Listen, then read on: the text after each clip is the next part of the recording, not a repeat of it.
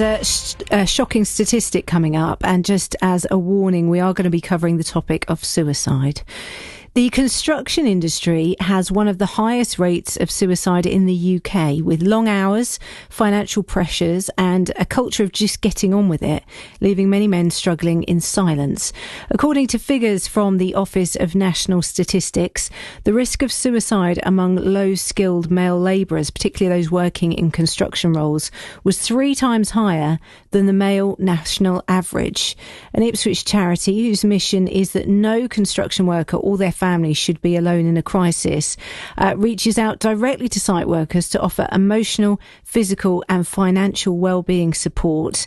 I asked Jon Howcroft, who is from the Lighthouse Construction Charity, if they found these statistics surprising. They don't. We've been familiar with them for a while, and they've told a story of a workforce that's kind of, there's a lot of stigma, there's a lot of male ego in construction, and there's certainly an atmosphere where people feel unable to talk about their feelings. So they're not shocking, but it is something that we're working hard to address. So why do you think that the suicide rate in construction is so high? I think so much of it is down to attitude, to be honest, and people feeling that they're unable to reach out for support. You mentioned we've got people who kind of go out to site to share our message.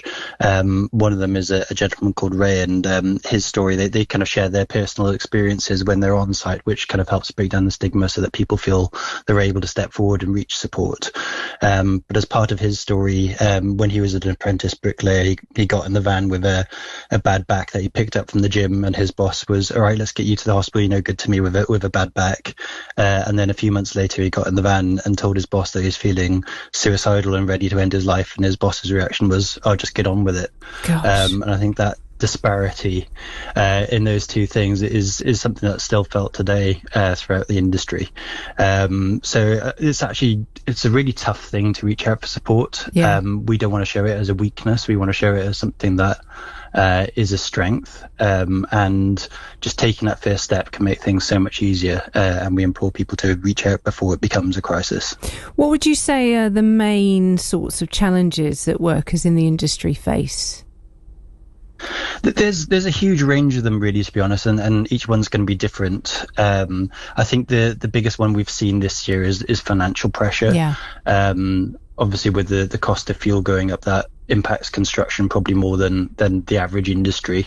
That means that there's more financial pressure on the organisations then when that kind of trickles down to the workforce. We've had 55% of our calls are people asking for financial support, and we've seen a massive increase, a 30% increase year on year in food shops that we've delivered to people who've got empty cupboards and literally need it to get through the week. So that support's not slowing down. Tell us a bit more about the support that you offer, because there's quite a wide spectrum, isn't there?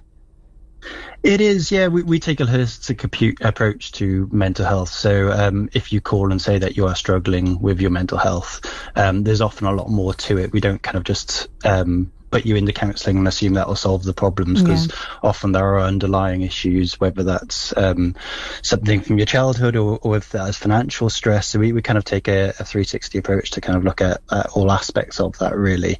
So yeah, we've got kind of dedicated caseworker team that kind of interview you in depth, find out every part of what's making you feel that way, and then we take steps to offer solutions. Do you find that within the industry there's a kind of just getting on with it attitude? Yeah, absolutely. Yeah. And again, that's something that we're pushing to change, and we run campaigns throughout the year we've actually got one at the moment, which is a speak up, reach out, where we're trying to break down different stigmas. We ran a webinar yesterday on stoma awareness, and I learned so much from that. There's so many different stigmas, but I guess the one around mental health is one that hopefully the awareness is rising, and people are aware of the issues around mental health. And we're at a stage now where we can start to take action to support people. And how difficult is it to get men in the industry to open up about their issues, to talk about things? Particularly the older generation, I think, because it's been hammered into them from an early age. I think the younger generation have found that easier. but it is an aging population in construction, as well as recruitment into the industry is something that that we do struggle with. So it's not a problem that's going away anytime soon. And just tell us a bit more about Make It Visible, kind of how it works and how important is the service? Yeah, I think it's vitally important. I work in marketing, but what we do will never have the impact that they do. So we've got 5 kind of brightly coloured vans that are kind of the mobile equivalent of a high-vis vest, basically, and they go out in teams of 2, and they talk about their own individual experiences. So we've got, I think, 10 guys at the moment across the UK and Ireland, and they've got a variety of backgrounds. Someone was addicted to steroids, for example. Some have had issues with alcohol and suicide. One was clinically dead on site and had to be revived. And they kind of all talk through their different experiences and break down that stigma. And we get so much people approaching us after those talks and saying, you know what, that's really made me feel like I'm okay to step forward and share my experiences, and I really need support. And last year we had 48 people approach one of our tour team after one of their talks and say, I've got a plan for suicide and I really need support. And they were all put into urgent care, and they're all still with us today. So it's really tangible, the impact that we're making, and we're really proud of it. But obviously it's just scratching the surface, really, of what's needed.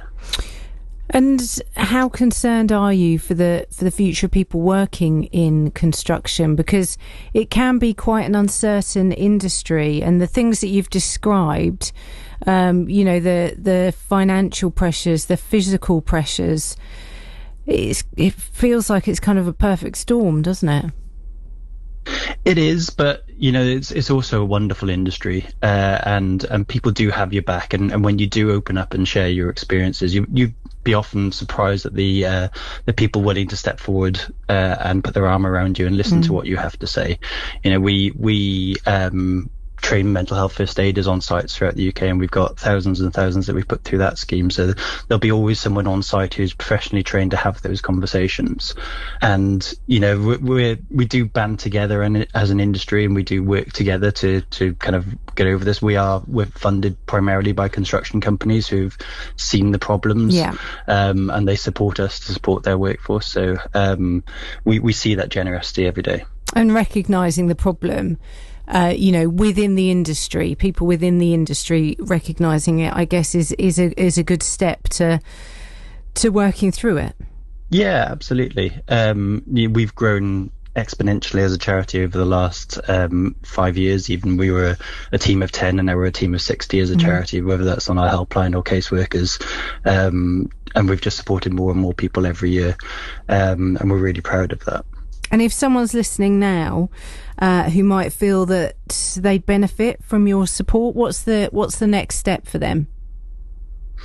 I think the biggest thing is that whatever you're struggling with, we can support it. It might feel small to you, but if you leave it, it'll grow. So the important thing is to reach out before it escalates to that point. We've got a helpline that is manned by humans 24/7, 365 days a year. We know there's a lot of neurodiversity in construction. So if you don't want to talk on the phone, we've got a live chat on our website, which again isn't a robot. You get speaking to a member of the helpline team instantly. And that chat also translates into over 100 languages automatically. So there's a lot of non-English speakers working in construction. So if you know someone who might struggle to have that conversation in English, then it's something that we can accommodate too. Have you got that helpline number? It is 0345 605 1956. That was Jon Howcroft from the Lighthouse Construction Charity based in Ipswich, and that 24-hour helpline number again, 0345 605 1956. And if you've been affected by this story, of course, there is also help via the BBC Action Line at bbc.co.uk/action line.